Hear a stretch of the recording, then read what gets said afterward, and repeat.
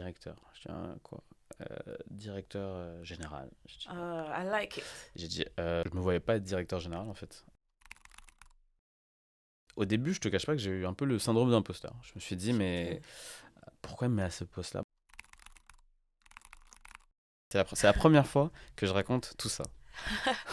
On a une exclusivité, De c'est normal, ouf. on est chez The Boss Is. Aujourd'hui, concrètement, Mhm. c'est quoi une journée? Voilà, tu travailles beaucoup, tu dis, tu travailles dur, mais tu fais quoi? Tu réponds à des mails, tu Ouais. manges du poulet? Ouais, beaucoup, ouais. Ouais, beaucoup. Vous faites combien d'argent? Alors, C'est quoi le chiffre d'affaires? un boss, c'est plein de choses. Comme tu disais, là, actuellement, beaucoup de gens se voient l'entrepreneuriat comme étant la voie. Pour moi, c'est pas du tout la voie. Pas du tout. Chacun a sa voie. Le salarié, il y a plein de gens, tu vois, genre, il y a des Je suis salarié? directeurs. Ouais, mais il y a plein de gens, voilà, par exemple. Forcément, quand tu vois quelqu'un qui te ressemble un peu plus et qui réussit, tu te dis, Pour- pourquoi pas? Mais, je suis en France. Ils sont de l'autre côté de l'Atlantique. Tu vois, il y a des femmes extraordinaires qui sont des boss. Tu vois, je parlais beaucoup de ma mère. Ma mère, c'est une boss. Pourtant, elle était femme de ménage. Donc, parce que je suis admiratif de ce qu'elle a pu faire de quitter un pays, de venir dans un autre pays, de créer sa vie. Moi, aujourd'hui, je suis pas sûr que j'aurais réussi à faire ça. Ma question est, avec les cartes que tu avais, est-ce que tu es fier de la personne que tu es aujourd'hui? Ah ouais, psychanalyse. Hello guys, bienvenue sur The Boss Is Podcast, le podcast des audacieux. Moi c'est Aminata Touré. Chaque jour j'ai l'opportunité de rencontrer des âmes incroyables, des personnes qui représentent pour moi la notion de boss. Vous allez alors me demander c'est quoi être un boss, une boss? C'est exactement la question à laquelle on va essayer de répondre lors de tous ces épisodes. Aujourd'hui dans cet épisode, j'ai la chance de recevoir quelqu'un qui m'inspire énormément. Quand je me pose la question c'est quoi un boss? Je pense à lui, mais forcément dans les 3 premières secondes. Il n'est pas connu, mais ce qu'il fait est connu de la majorité d'entre vous. J'ai l'honneur de recevoir un homme qui a gravi les échelons, qui est monté à la tête d'un groupe délicieux et qui cartonne en France. Il a plein de leçons à vous partager. On va vraiment aller étudier quel est son parcours, d'où il vient, comment il a fait pour gravir tous ces échelons et arriver là où il est aujourd'hui. Qu'est-ce que c'est une journée dans sa vie finalement en tant que boss? Et enfin, on va aller creuser dans son mindset pour comprendre et appliquer au mieux les conseils qu'il aura à nous partager. Bienvenue sur The Boss Is. Aujourd'hui, The Boss Is Marvins François. Marvins, merci d'être parmi nous sur le podcast. Merci à toi, Minata, de m'avoir invité. Déjà, même pour commencer, est-ce que tu peux te présenter en quelques mots qui es-tu aujourd'hui, ce que tu fais? D'accord. Mais écoute, Marvins, je suis aujourd'hui le directeur général de l'enseigne, enfin du groupe PB, dont appartient l'enseigne PB Poulet Braisé. Donc aujourd'hui, 25 restos un peu partout en France, principalement en Île-de-France, mais on commence à l'expansion nationale, et bientôt mondiale. Hey. Et voilà, voilà ce que je peux dire. Et je connais une ravissante jeune femme, Aminata. Voilà, c'est ça, mais On commence déjà dans les compliments. la chèvre toujours. Ça me fait super plaisir parce qu'aujourd'hui, c'est aussi un jour spécial avant même de commencer. Tout à fait. Je sais que c'est ton anniversaire. Yay. Joyeux anniversaire. Merci, un plaisir de le passer avec toi.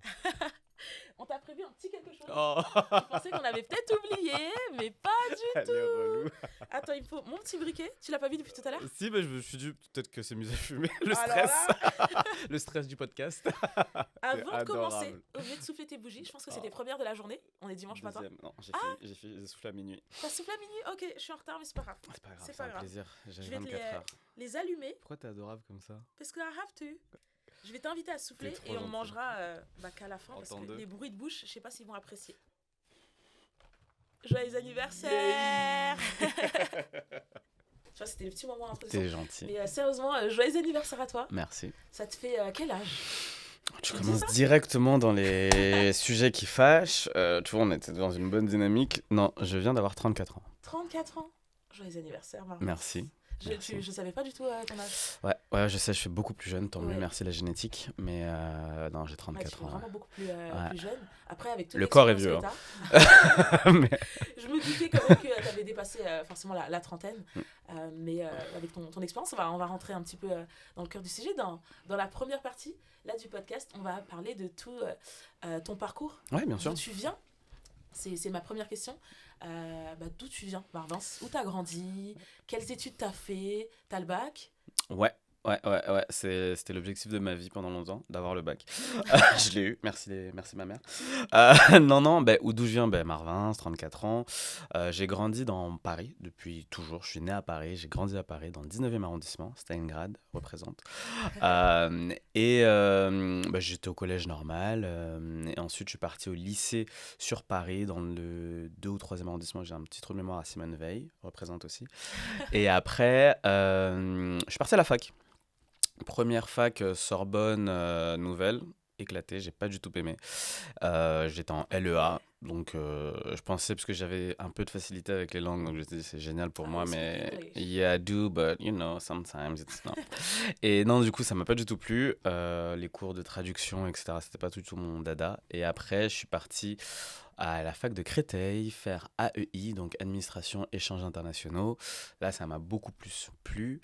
J'ai fait jusqu'au Master 1. Et après le Master 1, je suis parti en école de commerce à l'ESG, qui s'appelle maintenant PSB, pour faire un Master 2. J'ai plus le nom, mais j'ai fait un Master 2 là-bas. Comment on peut oublier le nom de ce master? Parce que les écoles... Alors j'adore le ESG, PSB, si vous m'écoutez, je vous adore, c'était une super école, mais c'est des noms assez génériques en fait. Donc du coup, je crois que c'était marketing, relations internationales. C'est toujours dans la même branche que ce que j'ai fait en Master 1 et jusqu'à la licence. Mais tu vois, j'ai fait une licence option RH et j'ai fait un Master en option marketing plus international. Et c'est après, du coup, le côté RH, pour l'après, ça t'expliquera pourquoi j'ai fait ces choix de carrière, d'aller d'abord dans une voie et pas dans une autre. Voilà, ça c'est mon parcours. Donc du coup, tu te lances dans la RH, enfin tu te spécialises dans la RH. Pourquoi? Quelqu'un te l'a dit? Non, j'ai pendant longtemps pas eu, moi, à l'inverse de beaucoup, de conseillers d'orientation. Donc je me suis beaucoup renseigné tout seul. Et vu que j'avais pas forcément de passion ou de choses qui m'animaient pleinement depuis tout jeune, j'étais nul au sport, on va se mentir, les ligaments croisés, je les ai eu à 11 ans, donc le foot, j'ai vu que c'était pas fait pour moi. Je me suis essayé à plein de sports, c'était vraiment pas fait pour moi. Et après, non, RH, c'était assez généraliste. J'aimais bien les gens, j'aime toujours les gens. Donc ça, c'est ce qui a un peu plus fait sens, puisque le côté sales, c'était pas trop mon truc, puisque vendre des choses, c'était pas trop mon dada. Mais RH, ça m'a paru être la bonne option. Et c'est pour ça que je me suis mis dans cette voie par défaut, mais que j'aime beaucoup. Ok. Et donc c'est vraiment de toi-même, tes réflexions, tu parles, il n'y a pas de conseiller. T'as un entourage qui t'a soutenu dans tes études? Parce qu'on se dit, là, on sait que t'es directeur général du groupe Poulet Braisé. Là, je pars sur celui qui est étudiant à Créteil, puis après à PSB. Qui t'a poussé en fait dans tes études? Dans mes études, j'ai toujours ma mère qui est le centre de tout, qui m'a toujours poussé, mais qui n'était pas forcément présente, puisque je fais partie de la première génération qui arrive en France, donc, enfin qui est née en France même, et donc du coup pas forcément au fait de tout ce qui doit être fait après le bac. Donc en fait ma pression de mes 1 an à 18 ans c'était d'avoir le bac, ça je l'ai eu, ça je l'ai eu, mais après c'était qu'est-ce que tu fais? On verra. Et là, c'est là où je me suis un peu plus amusé à découvrir, à essayer de comprendre et de trouver. Mon groupe de potes, beaucoup, ça a énormément aidé, que ce soit au collège, au lycée. Ça a beaucoup aidé dans mes choix et dans mes choix de carrière. Et T'es le combien dans ta famille? Enfin, le numéro combien? Ouh Moi, je là suis l'aîné, là, par ouh là exemple. là, non, Et non, ça change. je suis dans... Non, non, justement, moi, j'ai vu l'aîné, et moi, je suis dans la fin. Donc, je suis vraiment la fin, donc je fais partie des chouchous. Mais pas Ok. pour autant chouchouter, mais avec un gros socle et un gros noyau de personnes qui, quand même, sont là Mm. pour toi, mais avec, tu vois, des frères qui ont fait des choses, mais complètement différentes. On n'a pas tous eu le parcours master ou etc. Il y en a, ils ont arrêté l'école très tôt, il y en a, ils ont continuer, il y en a qui sont dans le médical, il y en a qui sont dans le social, enfin il y a vraiment Mm. de tout, Ok. c'est très divers. Donc, ta mère, c'est celle qui t'a poussé le plus. Voilà, peut-être un peu plus de temps. Et t'avais quand même un peu tes frères et sœurs, malgré leurs Bien sûr, différents parcours pour te c'était guider. Tes obligé. potes aussi. Mm. Ok, t'as autour de toi. Parce qu'aujourd'hui, t'es directeur général, mais je sais aussi que t'es entrepreneur, plein de choses. En grandissant, je reste vraiment dans Mhm. ton passé, t'avais un entourage d'entrepreneurs, du coup, parmi tes grands frères et sœurs, parmi les grands frères et sœurs de tes amis, en grandissant, parce qu'il faut se le dire quand même, t'es un homme noir, tu viens de banlieue, enfin... 19e, Qui... attention, c'est pas la banlieue, c'est Paris, s'il te plaît, Ah, commence pas à me fâcher. pardon, tu viens du Paris, c'est le 9e. C'est la banlieue de Paris, mais c'est Paris. Ouais, c'est la banlieue, hein. Bon, moi, je viens de très très loin. Plaisir. Laisse Je tomber. sais pas c'est où. Non, je rigole, je sais c'est où. Non, bah oui, dans l'entourage, bah, j'ai mon grand frère qui est très vite était dans l'entrepreneuriat. J'ai mon père, en soi, j'en parle pas beaucoup, mais mon père, c'est vrai qu'il a toujours monté des boîtes ou fait des choses liées au bâtiment. Donc, les voir un peu naviguer un peu comme euh, ça peut déclencher quelque chose, mais je les avais jamais vraiment pris comme exemple dans le sens où moi je m'étais dit ma vie ce sera le salariat et j'en suis très content parce que j'étais comme je t'ai dit j'avais pas forcément de passion donc et si en plus je partais vers la voie RH donc être entrepreneur en RH c'est comme il y a pas assez il faut faire beaucoup de travail puisque généralement il y a des juristes sociaux enfin c'est pas du tout la voie que j'ai pris j'étais moi plutôt quelque chose tu vas être chargé RH responsable RH DRH et pas quelque chose d'entrepreneuriat. C'était pas du tout la première vision, du moins quand j'étais plus jeune que j'avais. Ouais, ça c'est super important parce qu'il y en a beaucoup qui pensent The Boss Is c'est un podcast pour les entrepreneurs, pas du tout. Je considère que des boss, il y en a dans tous Bien les sûr. domaines, de toutes les catégories, que ce soit un entrepreneur, enfin, comme je dis, un parent, un sportif, un artiste et dans le salariat quoi. De montrer qu'il y a différents exemples et ça qu'aujourd'hui je suis super contente de te recevoir parce que on va de par ton parcours que je connais un peu et qu'ils vont découvrir au fur et à mesure, de montrer que même dans le salariat, on peut avancer et aller très loin. Toi maintenant tu as pris une autre étiquette aussi, celle d'entrepreneur. C'est ça. J'adore vraiment sur cela. Et donc, du coup, même étant plus petit, Mhm. donc du coup, tu t'étais dit, voilà, moi, je peux me lancer, être salarié toute ma vie et arriver au top DRH, voire C-level. Est-ce qu'il y a une personne qui t'inspirait? Vraiment une personne, et je parle là vraiment... moi, à un moment, c'était Miley Cyrus, tu vois. Et Oprah Winfrey. C'était un mélange des deux. Non, c'est bien, Toi, c'est des bonnes. C'est mais j'en avais... diamétralement opposé, mais c'est des bonnes inspi. Bah c'est bien, tu me fais revenir en arrière. Non, j'ai pas de personnes qui m'ont vraiment inspiré. Pas dans le sens où je suis omniscient ou autre. C'est juste que je look up pas. À l'époque, du moins, maintenant j'ai beaucoup de gens qui m'inspirent, mais plus jeunes, pas forcément. Mais c'est vrai que, où je te rejoins peut-être un peu, le modèle américain ou le saxon me plaisait assez parce que justement il y avait peut-être un peu plus de représentation de Ouais. personnes, tu l'as dit tout à l'heure, hommes, noirs, etc., que en France. Donc forcément tu te dis ouais, Jay-Z il a l'air cool, euh, Didi avant quelques, quelques Attention, mois. je viens de faire censurer. Non mais dans le côté entrepreneur on va dire, la vie perso, apparemment on doit séparer l'homme de l'artiste donc on va Wow. essayer. C'est pas moi qui l'ai dit, Ok. mais voilà, et du coup, c'est vrai que c'était des gens qui, forcément, quand tu vois quelqu'un qui te ressemble un peu plus et qui réussit, tu te dis, Mm. pour, pourquoi pas? Mais, je suis en France, ils sont de l'autre côté de l'Atlantique, il y a quand même des choses à faire, d'où après mon voyage aux States, et voilà. Raconte-nous. Là, je sais que tu as ton master. Qu'est-ce qui se passe? Non, c'était Entre- avant le master, les États-Unis. Ah oui? Ouais, ouais, À quel ouais. moment? À 16 ans, parce Ok. que je suis d'origine haïtienne. Haïti est une petite île des Caraïbes, à côté des États-Unis. Et du coup, à 16 ans, encore une fois, ma mère, qui s'est dit l'anglais en France, c'est pas forcément ça. On va se faire violence et tu vas partir aux États-Unis pendant 2 mois. C'est avant-gardiste hein, pour Ouais, elle voulait se une débarrasser de daronne. moi, je pense. Mais du coup, ouais, elle m'a envoyé 2 mois aux États-Unis. Je suis arrivé avec mes cousins parce que j'ai beaucoup de cousins On qui a habitent tous là-bas. Et c'était 2 mois très difficiles parce que je parlais pas un anglais extraordinaire. Brains in the kitchen, yes. Donc c'était très compliqué. En plus, eux, c'est des cousins qui habitent à Brooklyn, donc le slang, en plus de l'anglais, enfin, c'était Hmm. assez compliqué. C'était 2 mois que j'ai pas. C'est pas que j'ai pas apprécié, mais c'était compliqué parce que je parlais pas avec beaucoup de monde. Et l'année d'après, elle m'a renvoyé à 17 ans. Et à 18 ans, elle m'a renvoyé. Donc j'y suis allé 3 fois comme ça. Et je pense que c'est comme ça que j'ai réussi à m'en sortir un peu plus en anglais et avoir un peu plus de facilité avec la langue.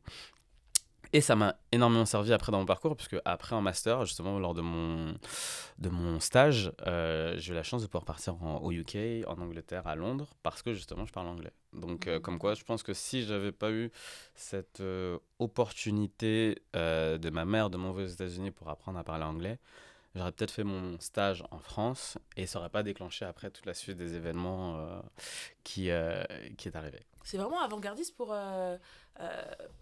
une daronne. Moi, je veux dire, l'exemple un peu des daronnes africaines, nous, elles sont arrivées, je dis nous, je parle comme si j'étais la directrice d'un comité. Mais elles sont arrivées, elles font certains métiers qui sont généralement des métiers, il n'y a pas de sous-métier, hein, mais Mhm. qui vont être ménage, assistante, Ouais, mais ce qu'elle a fait etc. ma mère, bien sûr. Ah oui, c'est ce Ouais, qu'elle a bien sûr, demandé, bien dans sûr. quel domaine travaillait ta mère, parce qu'elle a quand même un mindset au-delà de l'anglais, enfin de se dire, Mm, mon enfant doit apprendre l'anglais à 16 ans. Moi, ma mère, elle avait d'autres choses à faire, mm, c'est de mm, mm. s'occuper de mes frères et sœurs aussi. Non, mais bien sûr, mais je pense que si tu le gardes ça, mais je pense que dans l'écosystème, tu verras, ils ont toutes le même mental, c'est-à-dire qu'on arrive en France, enfin, elles arrivent en France, la réussite, elle se fera par le travail. Et donc, du coup, travail pour elles physique, même pour leurs enfants, elles espèrent avoir un travail quand même beaucoup plus intellectuel. Yeah. J'étais clairement pas fait pour être médecin, pour être ça s'est vu très vite. Je veux pas vous mentir, j'ai pas eu des notes extraordinaires quand j'étais plus jeune. J'ai pas été le meilleur élève que des A. Pas du tout. J'étais même plutôt dans la moyenne, tu vois, mais moyenne vers le bas. Le gars au fond du bus, c'était plutôt moi. Et, euh, et je pense que c'est ça. En fait, c'est l'envie de se dire ben, que je donne à mes enfants des opportunités pour justement ne pas autant galérer que moi, parce que comme tu disais, ben, ma mère était femme de ménage, donc du coup elle s'est dit, ben, maintenant que je suis là et que j'ai réussi à faire ce que j'avais à faire, ben, j'aimerais que mes enfants fassent mieux, ou du moins ne galèrent pas autant. Donc voilà, je pense que c'est pour ça que ça l'a intrigué de se dire, ben, vas-y, je vais l'envoyer aux États-Unis parce que, ben, puisque l'anglais, c'est la langue la plus parlée. Mhm. Donc, tant qu'à faire, autant, tu vois, ça aurait été peut-être le cantonais ou le mandarin. Ben, je serais peut-être pas allé en Chine parce que j'ai pas de famille en Chine. T'étais Mais en Chine cette semaine, toi. oui, mais ça c'était pour le travail. Mais euh, après, oui, il y a aussi tout le côté que j'ai de la famille là-bas aussi, ça m'a beaucoup aidé. Mhm. C'est-à-dire que j'y serais jamais allé tout seul. Oui. À 16 ans, tu t'envoies pas ton enfant tout seul. Il y a des frères et sœurs qui habitent là-bas, donc du coup, forcément, ça aide à se dire j'y vais en toute confiance et j'envoie mon enfant là-bas. Ouais, quand même, mais il y a l'idée, le fait d'y penser, le Mm, prix mm, du billet et autres. Ok, donc t'es parti aux États-Unis, t'as ton master, t'as aussi l'opportunité d'aller UK. Euh, après ton master, c'est quoi ton premier job?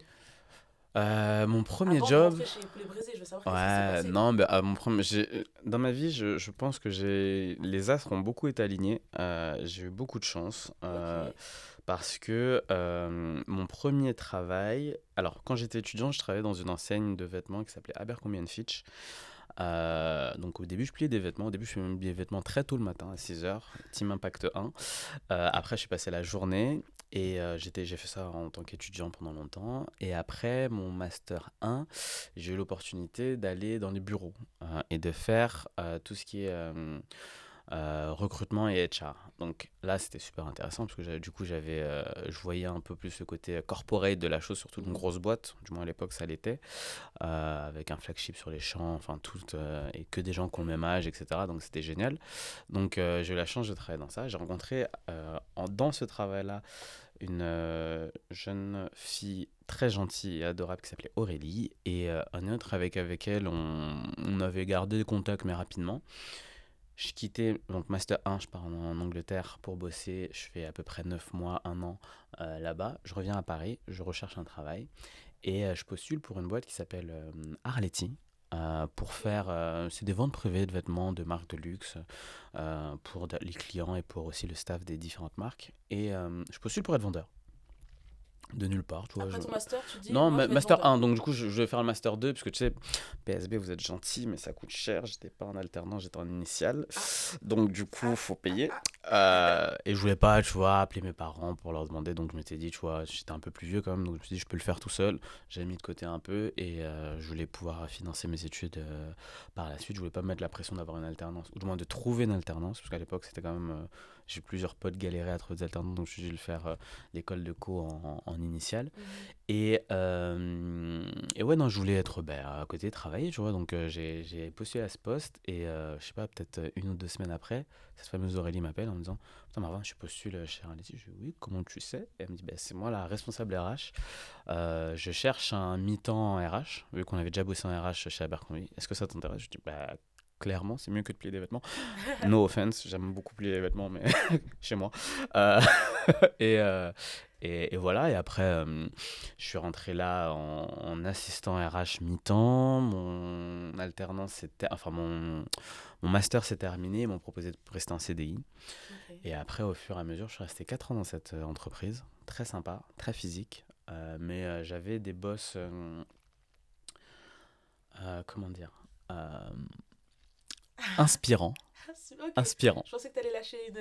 Non, Non. parce que vraiment, je pense que, comme je te dis, j'ai beaucoup de chance, donc j'ai toujours rencontré des gens, même si tu t'entends pas forcément avec eux sur pas mal de visions de la vie, mais si on parle vraiment businessment parlant, Formateur. ouais, c'était très formateur. Et ces deux personnes, et même au-delà de ça, tu vois, j'ai rencontré la DAF qui est clairement mon mentor dans le truc, Célia, et elle m'a tout appris, et je suis resté 4 ans, ça m'a un peu... je pensais que j'avais fait mon tour, etc. Et du coup, je suis parti. Et là, en parallèle, depuis que j'ai 18 ans, il y a une enseigne qui s'appelle Poulet Brisé qui a été ouverte. Je connaissais l'un des fondateurs, puisque j'étais au lycée avec sa sœur. Ok. Et on est très vite allé manger là-bas. Et dès la première fois, j'ai adoré le concept. Je me suis dit, c'est génial. Voilà, un truc bien bon et accessible. Et j'ai suivi l'évolution du truc pendant des années. Et hasard ou pas, en vacances, je discute avec l'un des fondateurs qui me dit, je lui dis que je pars. Il me dit, écoute, on cherche quelqu'un, ça t'intéresse? Oui, non. Et voilà, c'est comme ça que je suis arrivé chez PB, grâce à des vacances en Thaïlande. Ah ouais. Partez en Et un vacances dîner. avec des chefs d'entreprise. Et t'arrives sur quel poste, du coup, chez APB? RH, puisque j'arrive chez PB, il y a 5 restaurants 5 déjà. restaurants, ok. Et ils veulent un peu une structuration, parce que c'était vraiment une toute petite équipe. Et là, on se dit, ouais, faut structurer un peu la chose et apporter un peu plus de techniques et de choses un peu plus structurées pour justement aider à ce que l'entreprise grossisse un peu plus vite et mieux. Et donc voilà, j'arrive comme ça en tant que RH. J'ai fait ça pendant presque 8 mois, 6 à 8 mois. Très vite, ça se passe plutôt bien, mais petite structure, donc PME, donc même très petite entreprise, tu dois faire, enfin, tu apprends à faire d'autres choses. On te propose de faire d'autres choses. Donc Ouais, je c'est suis ça. parti après au market, donc génial aussi, beaucoup d'expé, etc. Market, j'ai quitté, je suis parti aux opérations. Mais tu gardes toujours les autres casquettes. Hein. Tu es Ah, toujours c'est du RH, plus. tu es toujours market, tu es toujours Supplément, opération. supplément. C'est ça, c'est supplément. Bien formateur. Exactement. Et après avoir, ouais, tu vois l'entreprise dans sa globalité et tout. Donc, super expé aussi, tu vois, au bout de 3-4 ans aussi. Tu vois, je m'étais dit, c'est un peu générationnel, tu vois, au bout de 3-4 ans, je pense que tu commences à te dire, oh, j'ai changé puisque j'ai fait le tour. Ouais. C'est ce qui m'est arrivé, puisqu'au bout de 3-4 ans chez PB, je me suis dit, oh, je vais partir. Ce que j'ai fait d'ailleurs, je suis parti. Ah ouais? Ouais, je suis parti. Peu de gens le savent, que les vrais savent. Et... Je suis parti. Les gars, on devient des vrais là. Non, je suis parti pendant presque 6 mois. Ok. Je suis parti. T'as démissionné? Ouais, j'ai démissionné. Ouais. Ok. J'ai démissionné. Je suis parti. Et en fait, au moment où je partais, euh, j'ai appris que les deux fondateurs se séparaient. Donc, un des fondateurs m'a appelé, m'a dit, écoute, moi je pars, je revends, mais si tu veux, on peut rester en contact. Je dis, avec plaisir. Et il s'est avéré que c'est pas lui qui est parti finalement, c'est l'autre. Et donc du coup, lui, il a repris PB. Donc il m'a un peu poussé à me dire, du coup, je reprends, tu fais partie de l'aventure. On y va. Tu retournes. Et tu retournes. Au début, je pensais vraiment à un titre genre directeur opérationnel ou tu vois, quelque chose comme ça. Mhm. Il me dit non, un autre. Directeur. Je dis, quoi? Directeur général. Je dis, I like it. j'ai dit, tu vois, j'avais 30 ans, donc je me suis dit, comment. Enfin, c'est quoi? Je me voyais pas être directeur général en fait. Et il me dit, t'as tout fait dans la boîte, il y a personne qui connaît aussi bien que toi les différents process, tout ce qu'on a pu mettre en place. Donc, enfin, il a vu du moins que j'avais les épaules pour. Donc Bruno, merci encore une fois. Puisque c'est lui maintenant le boss qui m'a permis d'être où je suis aujourd'hui et qui a eu la confiance de mettre ça comme l'une de ses entreprises entre mes mains et d'essayer de la faire fructifier pour le mieux. Voilà, c'est pour... je t'ai Quel fait tout mon success résumé de ma story. vie. C'est la première fois que je raconte tout ça. On a une exclusivité, De c'est normal, ouf. on est chez The Boss Is. C'est parce que c'est toi, Aminata. Toujours la chèvre. Et il y a un mot que tu utilises énormément dans tout ce que tu dis, Mhm. la chance, la chance, la chance. Mhm. T'as l'impression qu'aujourd'hui, là où tu es à la tête en tant que directeur général, c'est de la chance, du travail, les deux, aucun des deux ou... Non, c'est vrai que j'utilise beaucoup le mot chance parce que enfin, c'est pas vraiment la chance que je devrais dire, parce que déjà je suis croyant, donc je crois pas forcément à la chance, mais je me dis que c'est la destinée. Mais il y a beaucoup de travail.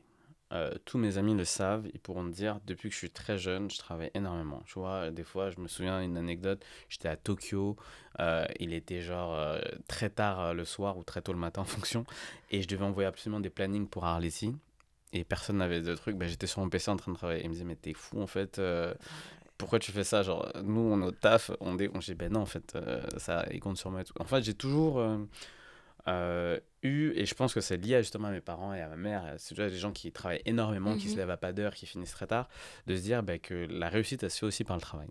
Donc, de peut-être sacrifier aussi une partie de choses que j'aurais peut-être pu faire comme beaucoup plus de jeunes, etc. Mais, alors, je me suis dit une très bonne jeunesse, hein, je m'en plains pas, j'étais plus heureux des hommes. Mais je me suis toujours dit qu'il fallait beaucoup travailler pour atteindre un certain nombre d'objectifs. Objectifs que je n'avais pas du coup, mais je me suis dit que je voulais les atteindre. Donc j'ai toujours mis le travail au centre de tout, donc essayer de bien faire quand je suis dans une entreprise, dans un travail, dans une mission qui m'est confiée. Donc chance, Mektoub et travail acharné. Il y a...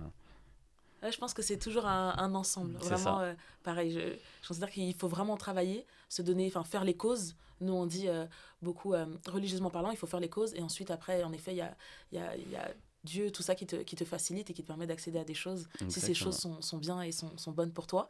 Donc, du coup, tu viens à la tête directement. Vous êtes à quel stade? T'as 30 ans? On est en quelle année? Ouais, j'ai 31 combien ans. Combien de restos? Combien de salariés? C'était à 3 ans. Hein, c'était à 3 ans. J'ai 31 ans. On avait 10 restaurants. Ça représentait à peu près un peu moins de 100 salariés. Un peu plus de 100 salariés. Waouh. Ouais, c'était... Enfin, même un peu moins de 100 salariés. Et non, du coup... Mais même, tu vois, genre même 10 déjà, c'était impressionnant. Donc, du coup, j'étais... Au début, je te cache pas que j'ai eu un peu le syndrome d'imposteur. Je me suis dit, mais... Pourquoi il me met à ce poste-là? Bon, je me suis dit au début, il a personne d'autre, donc forcément, il est obligé. Il est totalement parti, lui, ou il est en fonction président? Non, il est toujours là. Ah non, lui, c'est le boss, c'est le founder, mais oui, super présent. Même... opérationnellement, il est encore un peu présent. Il est super présent, il est avec moi au quotidien. C'est top, ça fait un duo. Oh, il est là-haut et moi, je suis... En plus, t'es humble. Mais non, vraiment, il est brillant. Je crois que c'est de toutes les entreprises et toutes les boîtes que j'ai pu avoir, c'est l'homme le plus brillant avec qui j'ai pu travailler. Wow. Et au-delà du fait qu'il me donnait ma chance, même avant ça, j'ai toujours dit que c'était un mec extraordinaire. Enfin, il est fou, mais dans une bonne folie. Donc, c'est inspirant. Ouais, il aurait pu faire tout ça. Mais moins virulent. Mais beaucoup moins virulent. Beaucoup plus low-key en plus. Donc, parce que personne ne sait à quoi il ressemble, apparemment. Bah, toi aussi, t'es low-key. C'est une non, regarde, je suis là avec toi. Oui, c'est vrai, mais Poulet Brisé, c'est connu de tous. Mais en soi, tu te montres pas. On n'a jamais voulu mettre une personne, un visage, parce qu'on voulait que la brain vive par elle-même, pas mettre un visage. Il y en a eu, hein, parce que l'ancien fondateur aussi, il était quand même assez présent, les gens le connaissaient beaucoup. Mais on s'est toujours dit la marque avant les gens et les personnes. Là, tu me vois parce que les gens se connaissent. C'est un plaisir d'être avec toi, mais c'est vrai qu'on n'est pas trop dans le culte personnel, dans l'ego trip. C'est pas trop, c'est une valeur d'entreprise qu'on n'a pas trop encore poussée, même si des gens nous disent qu'on devrait justement, mais pour le moment non. T'as le charisme pour, et ça tu le sais déjà. Je sais pas, mais voilà. Alors je vais vous expliquer une chose, quand vous avez des amis comme Aminata, vous avez le melon très vite. Vous pouvez faire des conneries. Je dis toujours ce que je pense. Des conneries parce que je suis à 2 doigts de me lancer en politique grâce à elle. Non mais voilà. Non mais après voilà, c'est pas une... Et je te cache pas que j'ai tellement de taf que j'essaie de finir ce que j'ai à faire. Après on verra pour la célébrité. Mais bon, c'est pas ce que je recherche parce que comme je t'ai dit, je travaille dur. Pas que les célébrités ne travaillent pas dur, attention. Mais mon goal, c'est pas d'être connu, c'est d'avoir de l'argent. Eh ben, nous sommes deux. Nous sommes deux, voire nous sommes trois. Il y a des gens qui sont connus, mais ils n'ont pas d'argent. Mais donc, c'est pas le goal. Ah, pas du tout. En tout cas, je ne vis pas pour ces valeurs-là. Et aujourd'hui, concrètement, c'est quoi une journée? Voilà, tu travailles beaucoup, tu travailles dur. Mais tu fais quoi? Tu réponds à des mails, tu manges du poulet? Ouais, beaucoup. Ouais. Ouais, beaucoup, des tonnes. Bon, faut pas le dire trop, parce qu'après, les associations C'est du poulet français, déjà, je tiens à le dire. Comme ça, on m'attrape Les pas Français, trop il le est col. halal. Ouais, faut pas trop m'attraper le col. Non, mes journées, elles se ressemblent pas en vrai, tu vois. Si j'ai 2-3 journées type, tu vois, le lundi, généralement, c'est ma journée avec les équipes vraiment du bureau. Et tu vois, on commence à 10h, réunion de toutes les têtes de tous les services et on discute un peu des choses qui arrivent. Ça, c'est mes lundis et après, tout de suite, on enchaîne avec un certain nombre de rendez-vous. Mais j'ai pas de journée type, mais mon but, c'est toujours de répondre à un maximum de mails parce que je reçois énormément de mails tous les jours. Ouais, j'ai vu ça. Ouais. On s'est retrouvés, on était en Côte d'Ivoire là pour la Ouais, CAN. c'est vrai. Et t'avais 2000 et quelques mails. J'ai jamais vu. Et, Et en plus, et c'est j'ai pas des traite, mails hein. Ouais, du non, spam et des pubs non, non, non, non. de Ouais. Volvic. Non, non, non, j'ai rien contre Volvic. C'est des mails, genre. Ouais. Non, mais parce que, Parce que t'as quand coupé t'es pendant une directeur, ouais, mais parce que t'es directeur, t'es obligé d'être au fait quand même de ce qui se passe. Et j'ai des super équipes qui gèrent très bien, donc ils ont même pas besoin de moi pour les décisions, mais j'aime bien être au fait des avancées de la boîte, même si tu vois, je pars 3 semaines en vacances en Côte d'Ivoire. J'essaie toujours de me tenir au courant. Et T'es parti 3 semaines. T'as écourté tes vacances. Hein. oui, Tu m'as dit j'ai trop de bon, travail, je rentre, alors qu'on devait exactement. passer une semaine ensemble. C'est vrai, c'est vrai. Mais non, mais après, tu vois, j'essaie toujours d'être au fait. Et comme je te dis, j'essaye, du moins, j'ai appris à beaucoup plus déléguer. Donc, c'est pas que j'aime bien être en copie des mails et de voir un peu ce qui se passe, mais tu vois, le directeur OP, il est génial, la RH, elle est géniale. Donc, ils prennent des décisions sans moi avec une facilité déconcertante. Ok. Et donc sur ta journée lundi, tu traites tout ça. Ouais. T'as bien délégué, donc tout est assez bien rodé. Ouais. Tu travailles Donc, de je quoi? fais plus Du rien. lundi au vendredi, c'est Du lundi au samedi. Je travaille du lundi au samedi et même des fois le dimanche. En fait, t'as pas de. Ma position fait que je suis directeur, mais en même temps, je suis aussi un peu dans l'entrepreneuriat. C'est un peu comme si c'était ma boîte. Donc, du coup, t'es toujours sur le qui-vive. En fait, si demain il m'appelle, tu vois, c'est un dimanche, je vais pas dire oh non, je suis en repos, je suis en famille, je réponds pas. Non, tu vois, genre, ça n'existe pas. Donc, je suis toujours dispo. Après, bien sûr, j'essaie quand même d'avoir un peu de temps pour moi. Généralement, c'est le dimanche. C'est ma journée où je coupe tout, je fais rien. On est dimanche aujourd'hui? Oui, mais c'est pas pareil. Tu travailles, t'es avec Aujourd'hui, moi, je suis là. avec toi. Donc, les amis, c'est important. Donc, tu viens les voir, les soutenir. Et c'est mon anniversaire. Donc, en plus, j'ai des choses à faire. Donc, non, mais après, même quand je fais pas rien dans mon lit, mais je suis debout, mais je fais pas quelque chose lié directement au travail. Donc, c'est toujours important de se donner du temps. Et après, j'essaie de prendre de plus en plus de vacances. Je coupe pas pendant les vacances, mais je suis pas présent physiquement. Donc, comme ça me permet de.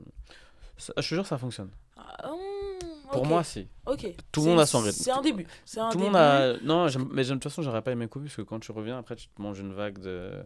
Oui, mais tu te détaches un minimum parce que si. Oui, je me détache parce que je réponds au mail, je réponds en 48 heures, alors qu'avant, je répondais en 24. Donc, forcément, quand tu as 2 jours de plus pour répondre à un mail, c'est que tu te détaches. Et là, première, là, je vais mettre un message.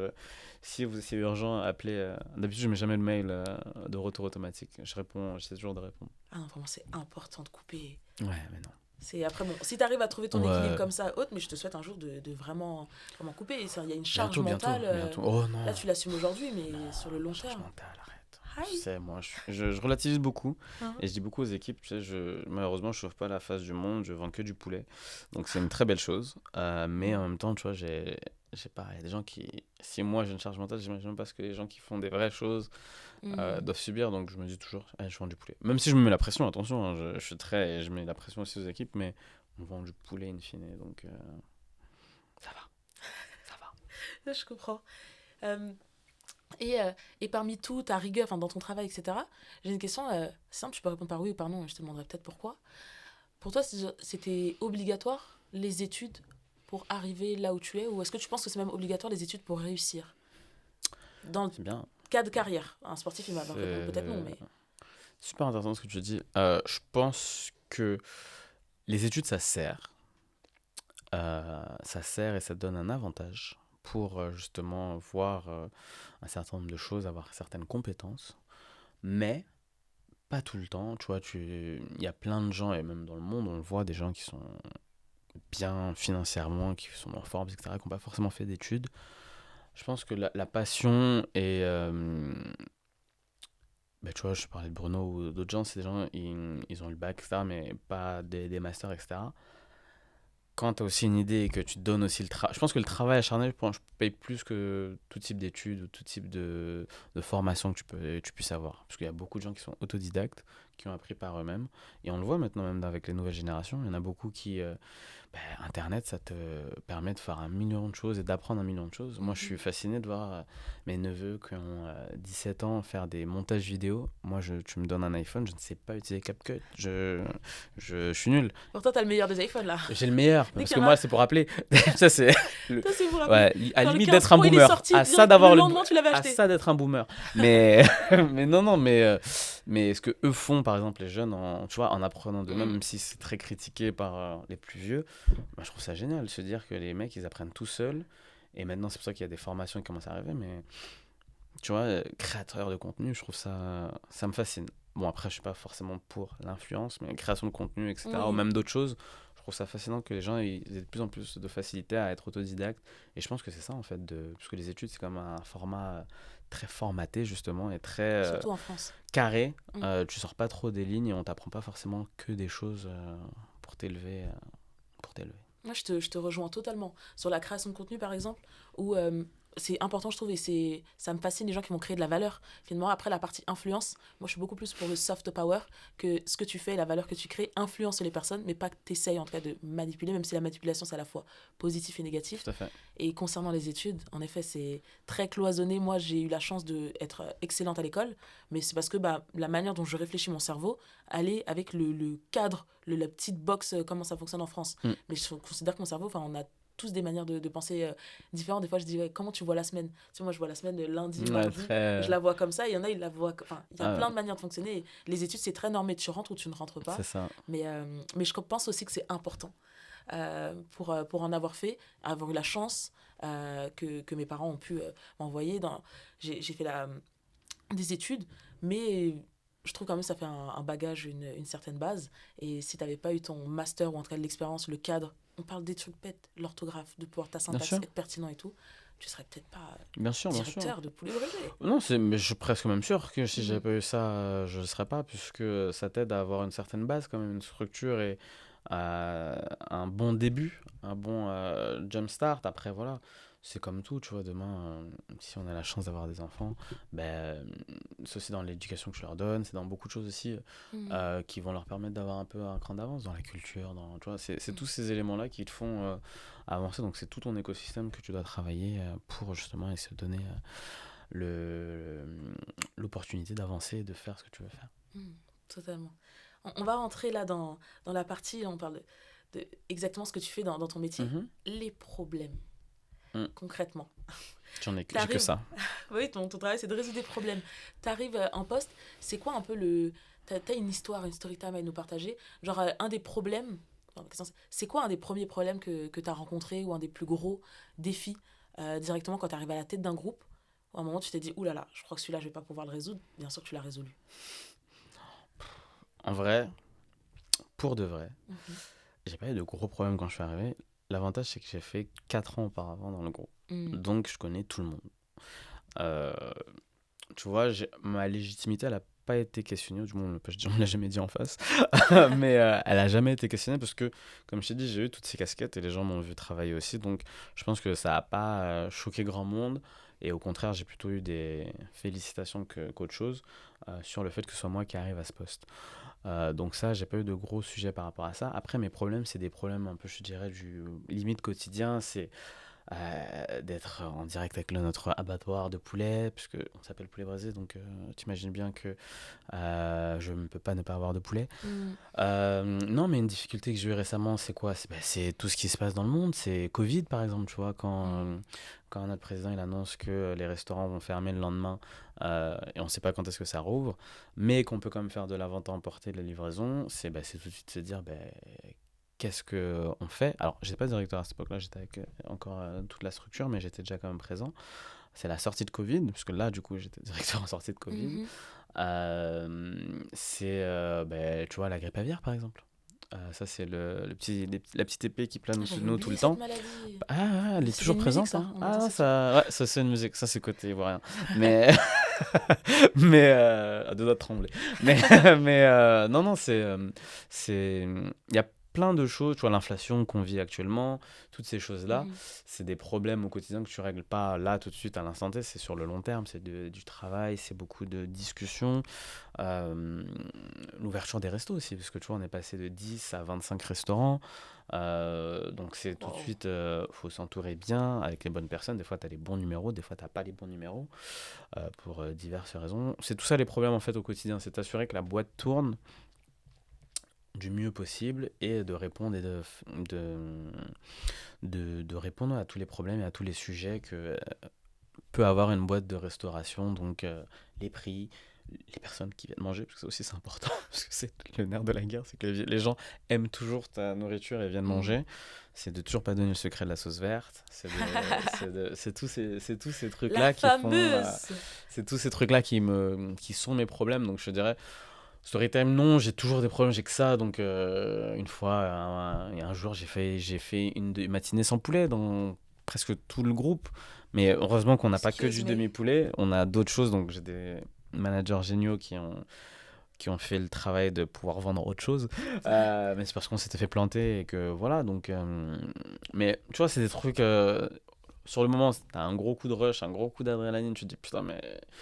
Je chialais du coup parce que j'ai plus de poulet. Mais ça fait du bien. exactement. Mais en même temps, tu te dis, ben non, il faut que je trouve une solution. Et c'est comme ça que après, tu as des partenaires solides. Donc, tu vois, aujourd'hui, on est au groupe. À l'échelle où on est aujourd'hui, on est un peu plus important dans les discussions, etc. Donc, les gens prennent un peu plus d'attention à nous écouter. Aujourd'hui, tu viens de dire 25 restaurants ? Ouais. 25 restaurants dans toute la France. C'est ça. T'es à Bordeaux, Marseille. C'est ça, ouais. Combien de personnes chez Nous, en SUC, puisqu'on a la succursale, donc on a 16 restaurants qui nous appartiennent, le reste c'est de la franchise. On a un peu moins de 400. Un peu moins de 400 personnes. En succursale, ouais, sur les 16 restos. Sur les 16, vous êtes un peu moins de 4... Mais du coup, vous êtes combien à la fois succursale, ce qui vous appartient, et les franchises ? Ah, franchise, je pense qu'ils sont à peu près à une dizaine, une 10-15 personnes par établissement. Donc ouais, on a atteint bientôt les 500 salariés pour le groupe, tu vois. Wow. Donc après, il y a tout type de profil, il y a tout type de métiers, etc. Mais après, en support, nous au bureau, on est une quinzaine. J'ai beaucoup misé, tu vois, tout à l'heure je parlais de créateurs de contenu, de jeunes, etc. Je mise beaucoup sur la jeunesse parce que, comme je te disais tout au long de mon parcours, j'étais jeune. À chaque fois, on m'a fait confiance, tu vois, même chez Arletty, on m'a donné un poste de responsable, chez Abercrombie, un poste de responsable, enfin, tu vois, à chaque fois. Et je me dis, en fait, j'aimerais redonner aussi aux jeunes qui ont aussi la détermination et l'envie et le cerveau de faire la même chose. Donc, tu vois, la moyenne d'âge du bureau, elle est très basse. Je crois qu'on est à 27 ans, 28 ans. Pour une boîte qui fait pas mal d'argent, ça peut être étonnant. Mais ils sont tous brillants. Ils ont tous une énergie folle, ils sont tous brillants, ils voient le marché d'une certaine manière où on ne la voit pas forcément nous. Et je pense que c'est ça qui fait la force du groupe aujourd'hui, c'est de garder cette jeunesse et cette fraîcheur, parce qu'on a 15 ans d'existence, c'est pas vieux, mais c'est pas non plus tout jeune. Tu te prends pour un vieux là ? Non, le groupe, pas moi, 15 ans, j'aurais bien aimé avoir 15 ans encore. Mais non, c'est dans le sens dans le groupe, c'est que tu vois, il y a beaucoup de restaurants qui arrivent, des nouvelles choses qui arrivent tout le temps, il faut savoir se renouveler. Il y a des groupes beaucoup plus vieux que nous qui ont du mal, ou qui ont eu du mal, ou même qui ont coulé, parce qu'ils n'ont pas su se renouveler. Parce que justement cet esprit, alors j'ai rien contre les boomers, mais tu sais je sais tout, c'est moi et rien d'autre. Du coup tu te renouvelles pas, tu vois, quand Instagram sort et te disent oh c'est de la merde, je vais pas faire Instagram. Maintenant ils essaient tous mais ils n'arrivent pas parce qu'ils n'arrivent pas à s'identifier à la cible. Nous on a toujours essayé justement d'avoir alors pas ce train d'avance, mais de toujours réussir à se dire bah ouais, si TikTok est sorti, tu vois, d'avoir quelqu'un qui comprenne et qui disent est-ce que c'est un réseau social intéressant ou pas. Et preuve en est, c'est qu'aujourd'hui TikTok ça cartonne, comme Instagram, comme toi et moi on a connu Facebook, MSN. Et c'est pas de me faire passer pour quelqu'un de l'âge dont je n'ai pas le... Je veux pas dire ton âge, mais je le connais ton âge. Mais non, et je trouve que tu vois, moi je suis très dans la jeunesse, dans le sens où l'expérience aussi c'est très important. J'ai des gens qui sont plus âgés aussi, parce que la bouteille, comme on dit, ça sert. Mais je pense que les jeunes, c'est l'avenir. Et pour le coup, on le dit souvent, mais c'est toujours des vieux qui décident pour eux. Donc là, autant qu'à faire, laissant les jeunes penser et réfléchir pour eux, par eux, pour eux, avec eux. T'as dit un mot tout à l'heure, tu m'as dit on fait beaucoup d'argent. Ouais. Moi, j'aime l'argent. Ah bah, Et je sais. pourquoi on va se mentir? Non, Pourquoi littéralement. il y a beaucoup de gens qui... Ah non, l'argent. C'est le nerf de la guerre. Ouais, définitivement. Je pense que non, je trouve maintenant le nerf de la guerre, c'est le réseau. C'est les personnes que tu Oui, connais. parce que le Si t'as réseau, beaucoup mais le d'argent, réseau, t'as pas les bonnes personnes. le réseau, il va te ramener quoi? Le réseau, Oui, il va te ramener des opportunités Mhm. de faire quoi? De l'argent. That's true. Mais c'est ça, enfin, si tu connais Bien les bonnes sûr, personnes et que bien t'as sûr, 0 bien euros, sûr. tu vas pouvoir faire de Oui. l'argent. Alors que si t'as beaucoup d'argent, enfin, je veux Ouais, dire, mais généralement, si c'est- t'as de l'argent, le réseau viendra à toi. Parce qu'il y a beaucoup de gens qui sont Oui. des profiteurs ou c'est des gens qui mais sont. c'est pas un bon réseau. Genre, moi, C'est pas si- forcément. Après, c'est à toi d'avoir le discernement parce que genre, c'est demain, comme je des. sais que je serai c'est- riche parce c'est- que t'es mon ami. mais c'est comme des amis, c'est ce que j'ai à dire. Des amis, tu peux en avoir beaucoup, pas beaucoup, en fonction de ce que tu veux faire. Mhm. Mais si tu deviens demain, tu deviens méga connu. Tu sais très bien qu'il y a des gens qui, du temps passé, quand Aminata, tu m'as oublié, on a pris un croissant une fois ensemble. Bien sûr, il faut avoir le discernement de Mm. savoir trier et de se dire Qui vient pour toi ou qui vient pour toi et qui te sert aussi, parce qu'on va pas se mentir, il y a aussi l'utilité des gens. Parce qu'on dit, je dis pas de les exploiter ou de les utiliser que pour un élément ou pour quelque chose, mais bien sûr que c'est donnant-donnant. Les gens t'utilisent, tu dois savoir les Oui, utiliser toute aussi. relation ça doit être gagnant-gagnant en amitié, en C'est ça. amour, dans tout. Exactement. Tu vas répondre à ma question? Vous faites combien d'argent? Alors, C'est quoi le chiffre d'affaires? alors, je vais dire un chiffre d'affaires. Ça, c'est le groupe dans son entièreté. Ok, C'est-à-dire succursale et tout, franchise. succursale, franchise. Non, oui, c'est succursale, franchise, mais c'est pas ça, c'est tout. Parce qu'on a beaucoup d'autres activités. On fait pas que du poulet. On a une activité de distribution, on a une boisson, on a. Une sauce. La sauce, ça fait partie, oui, de la distribution, tout à fait. On a beaucoup de choses. Donc, Ok. l'année dernière, on a fait un peu plus de 30 millions d'euros. Mais c'est pas que Wow. les restaurants. J'aurais aimé que ce soit que les restaurants. Je vais pousser pour, mais c'est pas que les restaurants. Il y a beaucoup d'autres activités, il y a beaucoup d'autres choses qu'on fait. Et ça permet aujourd'hui d'être un groupe plus ou moins solide. Après, voilà, avec, comme je disais, l'impulsion de Bruno et tous les autres personnes qui travaillent avec nous, Josué, Michael, etc. euh, de continuer à grossir, même si, tu vois, les temps, des fois, sont durs. Mhm. Tu vois, on parlait d'inflation tout à l'heure. L'épée de Damoclès de la grippe aviaire, Mais 30 etc. millions, c'est... Waouh! Bravo! C'est pas dans mon compte en banque. Alors attention, parce que je ne veux pas que les gens m'ajoutent en pensant que le compte est toujours aussi à terre, mais, mais, mais le groupe s'en sort bien. Et après, en plus, il faut relativiser, parce que quand on dit 30 millions, c'est bien, mais, et c'est la question à laquelle je ne répondrai pas, c'est quoi le profit? Parce que Oui. c'est bien de faire de l'argent, mais combien t'en as dépensé pour en faire? En tant que business advisor, j'allais pas te poser la question. Mais je peux le dire en vrai. Alors, Ah, poulet attention. braisé aujourd'hui. Non, mais, Confidentiel. mais non, mais parce que tu vois, je vois beaucoup de, surtout sur LinkedIn, les éco-trips, ouais, j'ai fait 3 millions d'euros, etc. Oui, le CA... Mais le CA, pour Est-ce moi, que t'es rentable? c'est ça Tu vois, en il y a fait. plein de questions Parce qui se posent. que tu peux faire 1 million d'euros, mais en avoir dépensé 900 000. Donc, Je connais des boîtes qui ont fait des Ouais. 30, 40 Bien millions sûr. et ils sont pas rentables. bien Et sûr. leur business model n'est pas rentable C'est comme ça. ça. Donc c'est sur levée de fonds, sur levée de fonds, sur levée de fonds C'est et ça. tout le monde injecte de l'argent. Et Et ça c'est fonctionne là pas où comme ça. l'importance du réseau est importante. Parce que pour faire ça, généralement, pour lever et pour avoir toujours la confiance des gens, il faut un réseau solide. Parce que si tu Exactement. connais personne, personne ne va te suivre pour lever ou pour entreprendre de nouvelles choses. Mm. Alors que nous, on a de la chance d'être en fonds propres. Donc c'est Bruno qui détient 100% du capital de la boîte, etc. Et ça en Ok. fait un groupe encore plus fort, puisque c'est lui solo, tu vois. Donc on s'en sort. Bon, c'est dur, mais on s'en sort bien. Et on va pas fermer demain. Mais voilà, c'est un challenge au quotidien. Mm.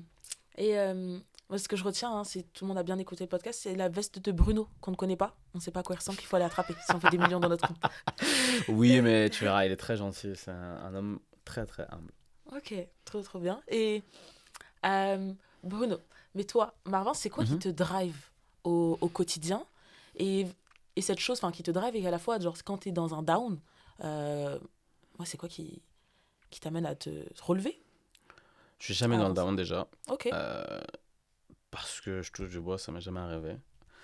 Des fois, je mets des pressions, comme tout le monde, je pense, mais jamais dans le down où je vais m'enfermer, etc. J'essaie toujours d'affronter mes difficultés avec plus ou moins de succès. Mais, et ce qui me drive, j'ai envie de te dire, c'est la réussite. C'est-à-dire que quand j'ai un projet entre les mains, tu vois, je t'ai dit, Bruno m'a confié sa boîte, il l'a gérée. Ce qui me drive, c'est de faire en sorte que ça marche. C'est de dire, bah, tu vois, on a des succès, on a des échecs, mais c'est de savoir se relever et de qu'est-ce que tu en fais après. Donc, c'est ça qui me drive et qui me donne envie tous les jours de me relever, de me dire, bah vas-y, il me reste encore ça à faire, j'ai encore du pain sur la planche sur ça, de créer des nouvelles choses, de stabiliser d'autres choses, etc. C'est quoi ton ambition? Genre, c'est à quel moment là tu te dis J'arrête. ouais, j'arrête, ça y est, bon, je pense que tu n'arrêteras jamais. Mais non, tu n'arrêteras jamais. À quel moment là tu te dis ça y est, genre là vraiment j'ai réussi? Enfin, ton goal ultime, c'est quoi? Multimillionnaire sur une plage à Dubaï? Non, parce que j'aime pas trop Dubaï, mais... non, je rigole. Tu y étais hier Si pourtant. j'y étais, c'est ce que Il j'allais dire. cette semaine, il était à Hong Kong. Il a fait le tour de Non, la mais Chine. alors arrête de vendre. C'est pas tout. Ma vie n'est pas que comme c'est là, c'est exceptionnel. Je parle de cette Sinon, semaine. sinon, je suis toujours à Montreuil La dans dernière fois qu'on s'est vu, 93. j'aime tellement la vie de Montreuil. La dernière fois qu'on s'est vu, c'était en Côte d'Ivoire. Oui, mais ça Et là, c'est. cette semaine, je c'était des t'appelle, vacances tu me dis que t'es en perso. Chine. Oui, mais Et ensuite, je là, te c'est rappelle, pas tu me dis, perso, je suis c'est à le Dubaï. travail. C'est pour ça, c'est pas. J'ai des opportunités, c'est génial de voyager. J'adore voyager, donc ça aide. Non, pour répondre à ta question, je sais pas en vrai. Je pense que, comme tu as dit, je pense que tu t'arrêtes jamais vraiment. Surtout quand t'aimes ce que tu fais et que ça t'apporte une stimulation et de la joie, tu t'arrêtes pas vraiment, tu vois. Genre, j'ai encore parlé de lui, mais le boss, le mec, il aurait pu s'arrêter depuis des années. Et il continue encore, tu vois. Il se lève à 6h du mat. Je me dis, mais dors. Et lui, il est là à 6h du mat. Et je me dis, mais c'est un exemple. Et je pense que un peu pareil, moindre, euh, plus plus t'avances, plus t'as envie de faire des choses et que ce soit toujours dans la même branche ou des choses annexes ou des side missions à côté, c'est de toujours continuer à grandir et évoluer. Donc je pense que je m'arrêterai pas de sitôt, mais après la vie fait que tu sais jamais de quoi demain est fait. C'est moi qui me ferai arrêter, tu sais pas. Wow. Donc faut Ça aussi souhaite toujours pas. être non mais dans le sens où faut pas non plus, tu vois, quand tu parlais de réussite et de se dire ouais j'ai atteint mon goal et ça y est c'est bon je peux aller dormir, non je pense que tu es toujours animé par d'autres choses et d'autres justement missions et d'autres envies, mais la vie elle est imprévisible, on sait, hein, on a vu Covid, personne s'attendait, regarde on est resté 2 ans chez nous, voilà. J'aime beaucoup ta réponse. Je suis pas là pour l'aimer, mais vraiment, j'apprécie. On arrive presque sur la fin du podcast. J'ai encore quelques questions. Mais avec tout ce que tu viens de dire et avec ton parcours de manière générale, ma question est, avec les cartes que tu avais, est-ce que tu es fier de la personne que tu es aujourd'hui? Ah ouais, psychanalyse. Alors, je Fallait me dire, parce qu'en plus, tu vois, aujourd'hui, j'ai un jour spécial, j'ai 34 ans, donc c'est le jour où tu te remets en Joyeux question. anniversaire. C'est le jour où tu te remets en question, tu te dis, putain, qu'est-ce que j'ai fait de ma vie? Écoute, avec les cartes que j'ai eues en main, je suis très content de ce que j'ai pu faire. Choix, erreur, succès, tout, puisque c'est ça qui définit aujourd'hui la personne que je suis. Ça me permet de rencontrer aussi les gens comme toi et d'autres personnes euh, aujourd'hui. Donc, tu sais, les phrases, alors, si tu avais à changer un truc, qu'est-ce que tu ferais? Je changerais presque rien, à part les chiffres du loto ou Euromillions, tu vois, les conneries comme ça. Mais sinon, je changerais absolument rien. Je suis ravi et j'attends toujours, je suis très impatient de voir ce que l'avenir réserve, justement. Tu vois, là, j'ai eu 34, je réfléchissais aux 35, tu vois, alors que c'était aujourd'hui. Je réfléchis à ce que je vais faire à 35 ans, 40, 45, 50, et si Dieu le veut, je vive longtemps. Je te le souhaite. Mais non, je suis très content. J'espère que ça continue et que je serai toujours aussi heureux de faire ce que je fais. Waouh. Et ben, je te souhaite tout ça, vraiment, si Dieu le veut. Et je vais te poser la question. On arrive sur la dernière question. Il y a plus dur que ça, là, que j'en... Ah ouais, d'accord. Bon, je m'allonge, hein, dis-moi comme ça. C'est la question signature. The boss is, 3 petits points. Pour toi, Marvin, c'est quoi être un boss, une boss? Alors, je te fais en 2 parties. Première partie, c'est la partie chef. Un boss, c'est une personne comme Aminata, qui... Parce que ce projet-là, j'en ai entendu parler depuis qu'on s'est connus. En plus, t'as vu bizarrement, depuis qu'on s'est connus. 2 ans à le sortir. Exactement. Et je t'ai vu bosser d'arrache-pied. Alors, parce que tu parles de moi qui bossais en Côte d'Ivoire, mais tu faisais pareil. Donc, au Sénégal aussi, parce que madame voyage beaucoup, parce que depuis tard, tu fais mon procès, mais je vais faire le tien maintenant. Tu vas répondre à la question, hein? Donc, voilà, elle voyage énormément. Mais non, C'est dur, hein. Un boss, c'est plein de choses. Comme tu disais, là, actuellement, beaucoup de gens se voient l'entrepreneuriat comme étant la voie. Pour moi, c'est pas du tout la voie. Pas du tout. Chacun a sa voie. Le salariat, il y a plein de gens, tu vois, genre, il y a des Je suis salarié. directeurs. Ouais, mais il y a plein de gens. Voilà, par exemple. Et t'es quand même une boss. J'essaye. Non, il y a pas de définition pour moi de boss. Boss, c'est un état d'esprit, mais pour moi, c'est un état d'esprit personnel. C'est-à-dire que moi, j'ai des potes, c'est des boss pour moi dans ce qu'ils font, mais c'est pas forcément lié à leur travail. Ou, tu vois, ils peuvent avoir un travail plus classique, mais c'est des boss parce que de la manière dont ils réfléchissent, la manière dont ils pensent, la manière dont ils voient les choses, la manière dont ils conduisent leur vie aussi, ça fait que ce sont des boss. Bien sûr qu'après, il y a aussi la réussite, ça aide à être un boss, parce que c'est ça qui est un peu le stamp en disant, bah, t'es un boss parce que t'as réussi, parce que voilà, t'es directeur général, parce que tu fais partie du CODIR 2, ou tu fais, ça aide aussi. Mais je pense que c'est la vie qui te rend un boss. C'est pas quelqu'un ou quelque chose, c'est la vie en fait. Et tu vois, il y a des femmes extraordinaires qui sont des boss. Tu vois, je parlais beaucoup de ma mère. Ma mère, c'est une boss. Pourtant, elle était femme de ménage.